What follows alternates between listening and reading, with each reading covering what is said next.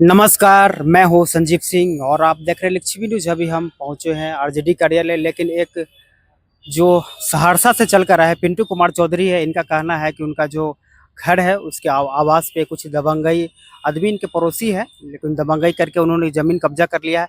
पूरी घटना बताइए, क्या हुआ आपको? सर हमारा घर जो जमीन है उसमें घर बना के हम रह रहे हैं 7 साल से। नहीं, भावुक नहीं होइए, ठीक है, बताइए। हाँ। हो जाते हैं, क्या करें सर। हमारे घर बगल के ही पड़ोसी कुछ दबंग व्यक्ति हैं जो जिन लोगों से काफी लोग डरते हैं, गांव के लोग भी।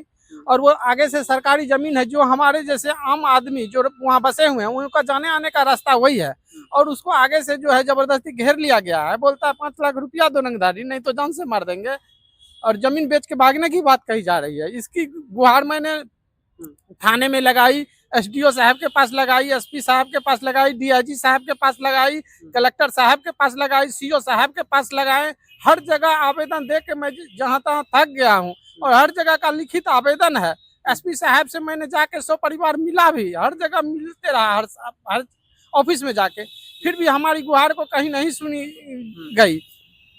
थाना प्रभारी जो है सो हमें उनसे कोई इंसाफ की मदद नहीं लग रही है। वो विरोधियों से मिली हुई है और उनसे मिलकर हमारी हत्या तक करवाना चाहती है। जनता दरबार लगने से 1 रोज पहले सर 5 राउंड गोली फायरिंग कर दिया गया हमें डराने के लिए, और उसी क्रम में भागने के बाद हमारी हाथ टूट गई, जिसमें स्टील रड भी लग गया हमारे हाथ में। और हम काफी परेशान है, बीवी बच्चे हमारे रोड पे आ गए हैं।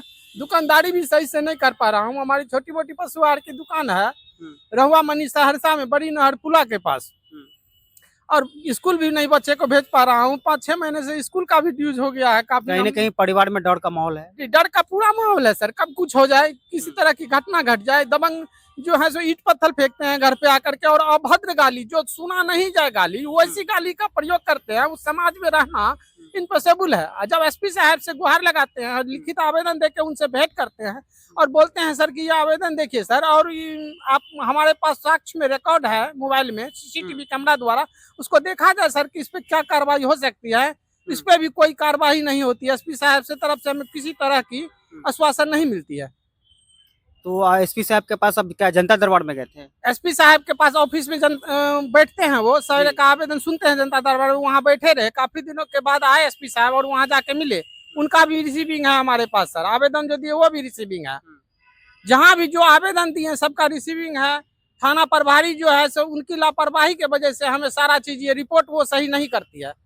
बड़े अफसर के पास वो रिपोर्ट नहीं सही से पेश करती है।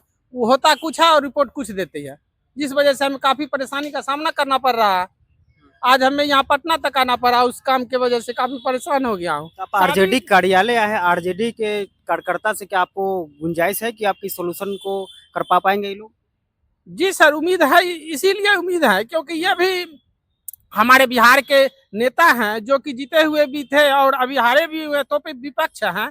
और हमें पूरा भरोसा है कि ये सही जो है सो अपने जनता के प्रति भाव दिखाएंगे और हमारा काम में सहयोग करेंगे। तो वहाँ का जो स्थानीय जनप्रतिनिधि है, चाहे वहाँ के आपका एमपी है, एमएलए, उन लोग नहीं सुने आप लोगों को मांग? देखिए, स्थानीय प्रतिनिधि के पास भी हम गए, आलोक रंजन विधायक है उनके पास गए, और उन्होंने फोन किया थाना को कि इनके घर के आगे जो दबंग लोग घेर लिया गया, इनको हटवा दीजिए, इन्हें काफी परेशानी होगा। लेकिन इनके बावजूद भी थाना प्रभारी कोई काम नहीं किए। यानी थाना मनमानी कर रही है जी, और मैं शारीरिक रूप से, आर्थिक रूप से और मानसिक रूप से तीनों तरफ से मैं टूट चुका हूँ। वो अपना थोड़ा सा दिखाइए रिपोर्ट जो जी आपने देखिए सर, पूरा घुमा इस साइड। हाँ, इसमें तो जो दिए हैं सर सारा चीज देखिए, आपको कैमरामैन जूम करके दिखा रहे हैं। इनका जो आवेदन संख्या है जो प्रताड़ित है, और ये सहरसा जिले के रहने वाले हैं। तो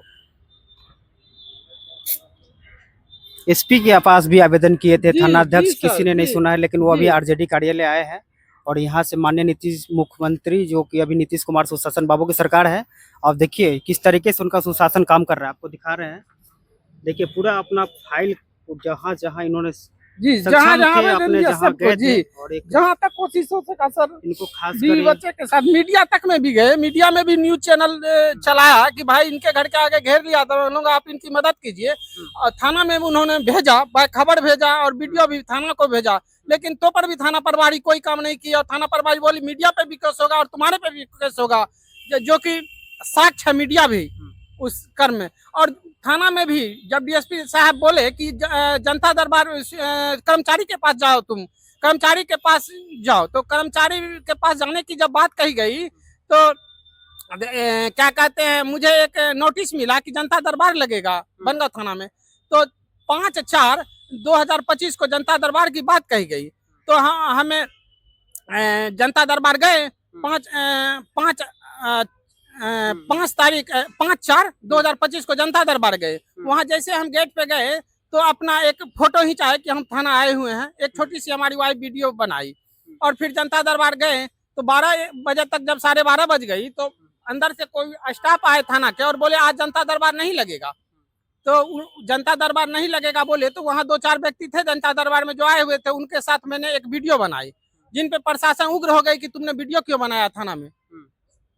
और मीडिया को मैंने भेजा, तो मीडिया को भेजा और मैं वहाँ हमें प्रशासन काफी तंग करने लगे, तो हम वहाँ से भाग गए, भाग के अपने घर चले आए। घर आने के बाद जो है फिर हमें थाना से फोन आता है कि जनता दरबार लगेगा। लेकिन जनता दरबार लगेगा, इसका जब मीडिया द्वारा हस्तक्षेप किया गया थाना प्रभारी को कि आपने 5/4/2025 को बोला जनता दरबार लगेगा, तो फिर आप क्यों नहीं लगाए। जब मीडिया द्वारा हस्तक्षेप किया गया तब हमें बुलाया गया, फिर जनता दरबार 15-20 मिनट के बाद खबर किया गया कि आप जनता दरबार आइए, लगेगा। जैसे ही जनता दरबार पहुंचे, हमारे विपक्ष वाले आदमी पहुंचे हुए थे पहले, और उसके साथ जो दबंग व्यक्ति रहते हैं वो भी पहले से पहुंचे हुए थे गांव के। और जो है वहां पे जनता दरबार में पहुंचे हुए थे और जनता दरबार लगी। जनता दरबार लगने के बाद जो है सो सारा चीज डॉक्यूमेंट्स मांगा गया। हम जो जिस जमीन के पहले कबलदार हैं, हमने अपने जमीन की रसीद वजरता दिखाई, जो जमाबंदी हमारे फुट करके जिनसे लिए हैं वो जमाबंदी रसीद सारा चीज, जमीन का डॉक्यूमेंट सारा चीज दिखाए। और विपक्ष से भी पूछा, विरोधी से भी पूछा गया कि भाई आपका क्या डॉक्यूमेंट्स है, तो उनका सिर्फ कबाला था, कोई जमाबंदी रसीद वगैरह नहीं था। इनको देखने के बाद बोला गया कि आप घटना जमीन विवाद वाली जगह पे चले हम लोग। तो विवाद जो जमीन था वो अभी वहाँ पे काम रुकवा दिया गया। जी, वहाँ पे काम रुकवा दिया गया है, लेकिन वो सामग्री को वहाँ से नहीं हटाया गया, जिस कारण से उन लोगों का मनोबल और ज्यादा आसमान छूने लगा। और आसमान छूने के कारण में 23/6/2025 को फिर जो है उन लोगों के तरफ से ईट पत्थर चला गया। और अभद्र गाली, जिस गाली को पूरा इंडिया में कोई नहीं सुन सकता है, कोई माँ बहन क्या कोई पुरुष भी नहीं सुन सकता, ऐसी गाली का प्रयोग किया गया। और हमारी वाइफ पे ईट पत्थर भी चलाया गया, जिनका ऑल रिकॉर्ड साक्ष्य है। कौन सा थाना पड़ता है? बनगांव थाना पड़ता है। बनगांव थाना जी, सहरसा जिला, और उसका ऑन रिकॉर्ड है। और जो है इसकी गुहार मैंने थाना में भी गया, लेकिन थाना में कोई नहीं सुनता, आवेदन फेंक देता है। उसके बाद एसपी साहब के पास गए और उनको लिखित आवेदन दिया। मैंने 2 बच्चे हैं, छोटी छोटी बच्चियां और वाइफ, और मैं खुद जाकर के एसपी साहब के पास गुहार लगाई और लिखित आवेदन दिया, और उनको बोला सर साक्ष्य है हमारे पास, उनको भी देखा जाए। लेकिन फिर भी किसी तरह की कार्रवाई और किसी तरह का आश्वासन नहीं दिया गया।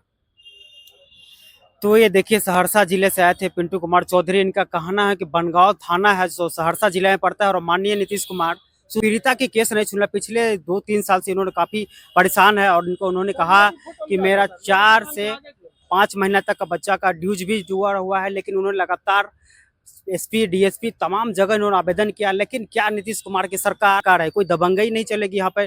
और देखिए पूरा अपना साक्ष्य दिखाते, इन पे अभद्र तरीके से गालियां दी गई और इन पे गोली भी चलाई गई थी। देखिए कैमरा में जूम करके दिखाई, जो इनके हाथ टूटे हैं, और देखिए किस तरीके से सहरसा की घटना है। लेकिन तो इस वीडियो पे बने रहें, और इस वीडियो को देखने के लिए बहुत बहुत धन्यवाद। जय हिंद।